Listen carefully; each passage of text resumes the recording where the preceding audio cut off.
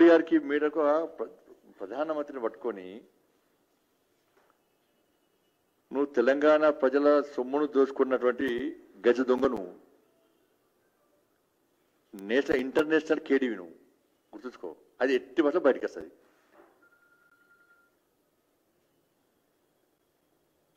నువ్వు వాళ్ళను ఈ రాష్ట్రపోని ఆ రాష్ట్రపోని పిలిచి పైసలు ఇస్తే వాళ్ళని కూడా అబ్బా గిన్ని కోట్లు వేల కోట్లు సంపాదించింది అయితే ఈడీ దాడులు ఇవన్నీ కరెక్టే అంటే ఏమేం చేసి పైసలు ఎక్కడి చేసినాడు చర్చించుకుంటారు అందరూ. ఎందుకంటే మొన్న పోయినసారి ఎన్నికలప్పుడు పోయి బీహార్లో పోయి పైసలు తెచ్చిండు, తమిళనాడు పోయి పైసలు తెచ్చిండు, బెంగాల్ పోయి తెచ్చిండు, ఢిల్లీకి పోయి తెచ్చిండు, పంజాబ్ పోయి తెచ్చిండు. ఇప్పుడు వాళ్ళందరూ అనుకుంటున్నారు ఆహా ఈ పైసలు గిన్ని వేల కోట్ల రూపాయలు ఎక్కడ తెచ్చినట్టు గిన్ని దందాలు చేస్తుండా, లిక్కర్ దందా. ఇవాళ గ్రామాలలో చీప్ లిక్కర్ తాగి ప్రజల ఆరోగ్యాలు ఖరాబ్ అవుతున్నాయి. నువ్వు గుజరాత్ గురించి మాట్లాడేటువంటి మురుకుని నువ్వు. గ్రామాలలో బెల్ట్ షాపుల వల్ల ప్రజలు మొత్తం ఆరోగ్యాలు ఖరాబ్ అవుతున్నాయి. వాళ్ళు ఊరికి 50 బెల్ట్ షాపులు ఇచ్చినాను.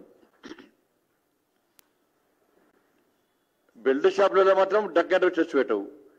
గౌడ్స్ పోతే చెప్తున్నారు సార్ మేము కళ్ళు తీసుకొని మేము మా కులవృత్తిని మేము చేసుకుంటుంటే మా కళ్ళు డిపోల దగ్గర కూడా తాడి చెట్ల దగ్గర ఈత చెట్ల దగ్గర డ్రంకర్ టెస్ట్ చేస్తుంది సార్, ఆ పక్క వంట వాయిస్ నడవాలని చెప్పి మమ్మల్ని ఆపుతుంది సార్.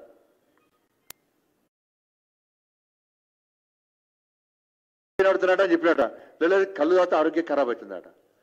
అంటే నీ బెల్ట్ షాప్లలో చీప్ లిక్కర్ తాగుతానో ఆరోగ్యం మంచిగా ఉంటుంది. ఏం పాపం చేసిన గౌడ్లు? బెల్ట్ షాప్ ద్వారా ముఖ్యమంత్రి కుటుంబానికి వైన్స్ల ద్వారా ఇదే లిక్కర్ స్కామ్లో కమిషన్ వస్తుంది. గౌడ్ల నుంచి గౌడ సంఘం నుంచి కమిషన్ రావు కదా, వాళ్ళు ఇచ్చే స్థితిలో లేరు. వాళ్ళు ఏదో కుటుంబ పోషణ కోసం కులవృత్తిని వదిలిపెట్టలేక వాళ్ళు చేసుకుంటున్నారు.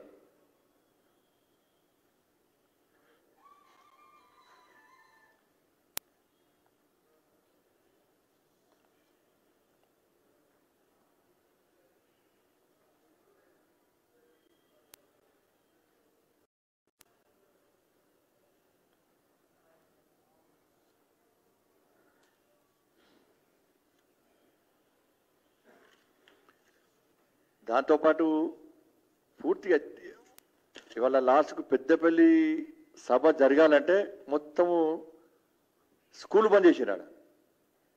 స్కూళ్ళు కాలేజీలు అన్నీ బంద్ చేసి దౌర్జన్యంగా బంద్ చేసి బెదిరించి బంద్ చేసి ఆ బస్సుల ద్వారా తీసుకునే ప్రయత్నం చేసింది. ఇవాళ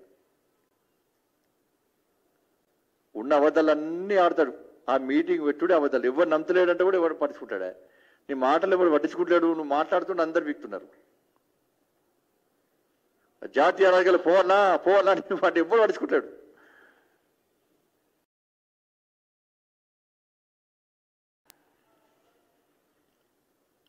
డెబ్బై వేల ఉద్యోగాలు ఉంటే నువ్వు తనకి 20-30 ఉద్యోగాలు తీసేసిన నువ్వే. 20,000 కోట్ల నిధులు వాడుకున్నావు నువ్వే, దొబ్బిపోయినావు. ఇవాళ సింగరేణి పరిస్థితి అంటే లోన్లు తీసుకొచ్చి అప్పు తీసుకొచ్చి జీతాలు ఇచ్చే పరిస్థితికి వచ్చినావు. కారణం వాళ్ళు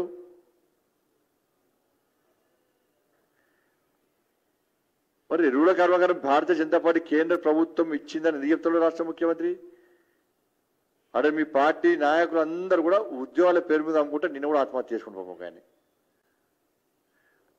గోనె ప్రకాష్ రావు గారు క్లియర్గా చెప్పాడు, మొత్తం ఆటలతో సహా బయటపెట్టాడు గోనె ప్రకాష్ రావు గారు. మరి దాని మీద విచారణ ఎందుకు చెప్తలేవు?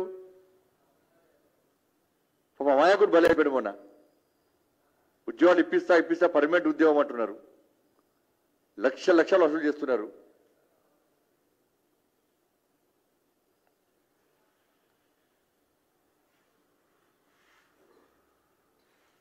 కాబట్టి ఇవాళ ముఖ్యమంత్రి కావాలనే రైతు సంఘాలను పిలిచి మీటింగ్ పెట్టినట్టు ఇవన్నీ లీక్లు ఇచ్చుకుంటూ ప్రజలను మోసం చేసే ప్రయత్నం చేస్తున్నాడు.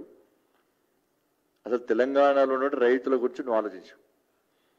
ఇవాళ పంజాబ్ పోయి 3 లక్షలు ఇచ్చినటువంటి నువ్వు తెలంగాణ రైతులో ఎంతమంది ఆత్మహత్య చేసుకుంటే ఎంతమందికి నిధులు 3 లక్షల రూపాయలు ఇచ్చినావు? ఇలా రైతాంగం పరిస్థితి తెలంగాణ రాష్ట్రంలో నువ్వు వరేస్తే ఊరి ఇట్లా పిచ్చి వ్యాఖ్యల వల్ల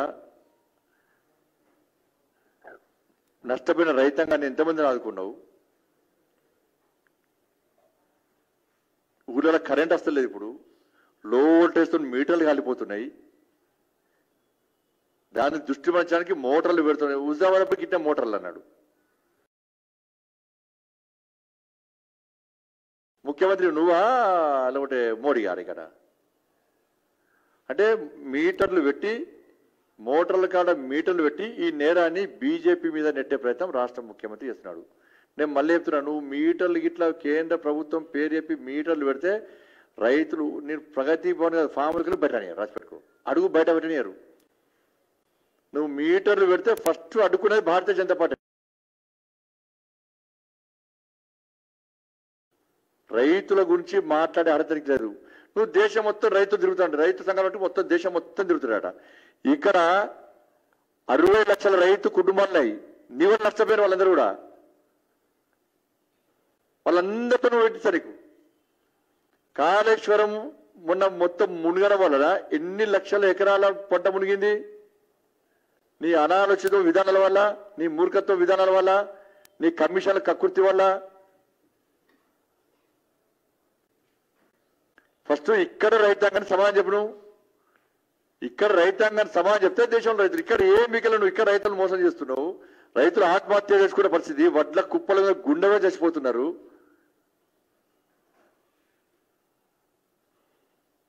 తెలంగాణ గురించి మాట్లాడక మళ్ళీ దృష్టి మళ్ళించడానికి నువ్వు వేరే రకంగా మాట్లాడితే నవ్వుకుంటాను. నీ వేషాధారాలు చూసి, నీ భాష చూసి, నీ ఆశ చూసి, నీ ప్రవర్తన, నీ ముఖ వలికలను చూసి ఇంకా మోసం చేసే ప్రయత్నం చేస్తున్న రాష్ట్ర ముఖ్యమంత్రి. ఇంకా నమ్ముదామా మనం?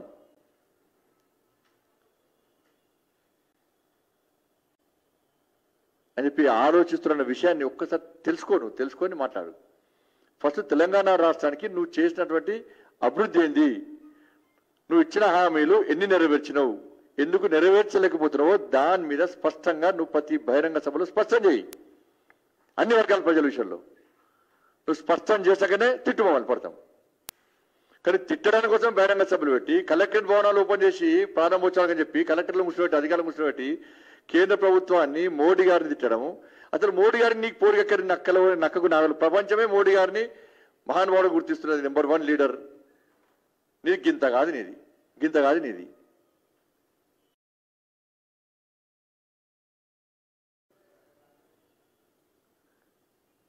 ఊసరు వెళ్ళి మాటలు బంద్ చేసి మంచిగా మాట్లాడు, నేర్చుకో.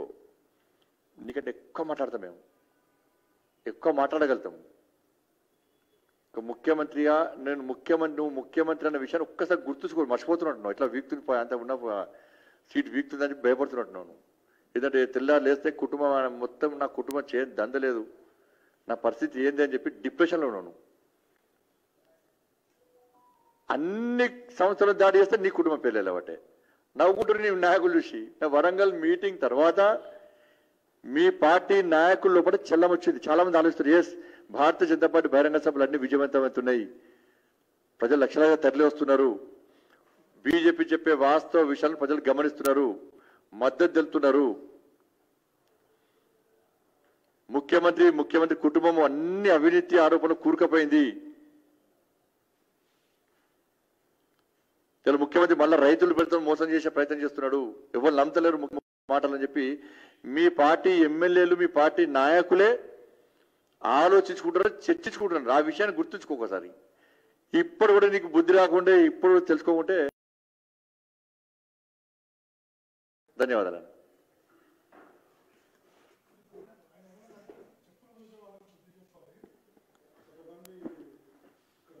చెప్పులు మోయడానికి, చెప్పులు జరపడానికి తేడాలు, మూర్ఖులు, వేస్టిగాళ్ళు. నీలక జయశంకర్, ప్రొఫెసర్ జయశంకర్ సార్ ఇలా తెలంగాణ రాష్ట్ర ప్రత్యేక ఏర్పాటు ఉద్యమంలో ప్రధాన భూమిక పోషించిన వ్యక్తి. కాల్తో ధనుడు, మాత్రం కాదు. అమిత్ షా గారు నాకు గురువు లాంటి వాడు, నాకు తండ్రి లాంటి వాడు, నాకు చాలా మంది కూడా. ఏం చేస్తాం మరి? మోడీ గారు ఇట్లా వంగి దండలు పెడితే కదా, ఇట్లా వంగి దండలు పెడితే కదా, కాలు మొక్కిన ఉంటుంది కదా. నువ్వు తెలియదు నీకు, అది ఏం తెలియదు నీకు మరి. అది సిగ్గుండాలే. టికెట్ల కోసం నువ్వు కాలు మొక్కినమాట మనం చెప్తుండే మొన్న.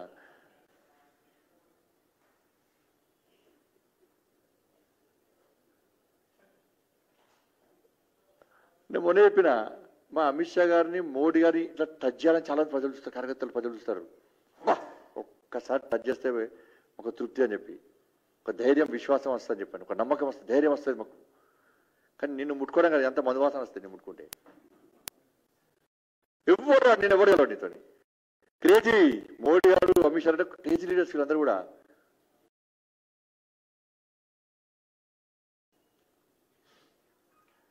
నీకు గురువు అంటే సంస్కార గౌరవం లేదా? తోటి నాయకులంటే గౌరవం లేదా? ఎటువంటి మర్యాద మాట్లాడలేదా? సంస్కారం లేదా?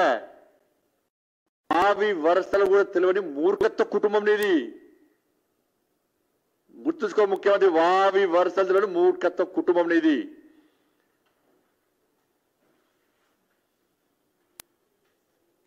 త్రీ ఆర్టికల్ రద్దు చేసినటువంటి వీరుడు హీరో అమిత్ షా. రాసిపెట్టుకో ముఖ్యమంత్రి. చెప్పులు మోయడము, చెప్పులు జరపడం కూడా తేడాలని రోజు పాదయాత్ర చేస్తున్నాను నేను. పాదయాత్ర చాలా మంది కార్యకర్తలు చెప్పులు లలిత కింద పడతాయి, నేనే తీసిస్తున్నా. బానిసానా? ఇప్పుడు చెప్పిన కదా, చెప్పులు తయారు చేసే సంఘటనలు అందరూ పొట్టుపడి ఇంకా బుద్ధి రాలేదు నీకు, పొట్టుపడి తిడుతున్నారు. నీ వల్ల తెలంగాణ ప్రజలు బానిస బతుకులైపోయినాయి. ఇవాళ అప్పుల పాలు చేసినావు. నువ్వు మంచోడు కదా, మరి ఎందుకు జీతాలు ఇస్తలేవు? ఇలా పరిస్థితి ఏంది? అలా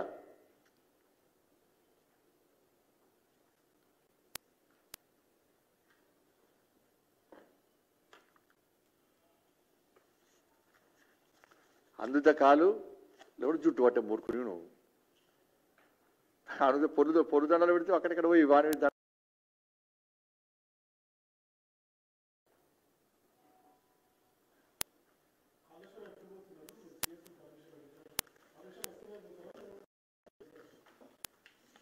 తప్పు చేయకుంటే మా కమిషన్ లేవు, మేము ఏం ముట్టలేదు, మా వాళ్ళంటే కాళేశ్వరం మొత్తం మునగలేదు అని చెప్పి మేము నిజాయితీగా ఉన్నామంటే అనుమతి ఇవ్వాలి.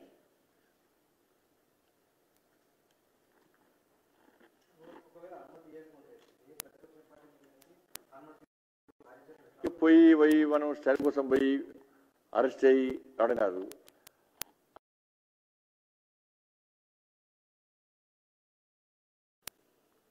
తప్పు చేయకుండా అనుమతి. మేము పోయి ఏం చేయము. నువ్వు ఎంతమందికి అనుమతిస్తావు? మేము 10 మంది మా నాయకులు, 10 మంది 15 మంది నాయకులు ఉంటారు, పోతాం. అనుమతి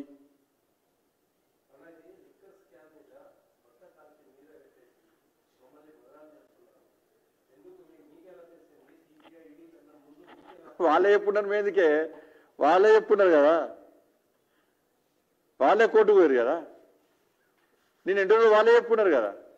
మరి లేదు అని ఎందుకు చెప్తున్నాడు ముఖ్యమంత్రి? లేదు, ముఖ్యమంత్రి మా కుటుంబానికి ప్రమేయం లేదని చెప్పి ముఖ్యమంత్రి కానీ ముఖ్యమంత్రి కుటుంబం ఎందుకు చెప్తలేరు?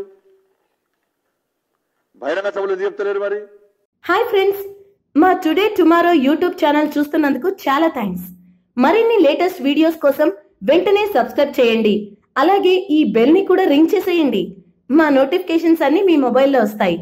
అలాగే మా వీడియోస్ మీకు నచ్చితే లైక్ చేయండి, షేర్ చేయండి, నచ్చకపోతే కామెంట్ చేయండి.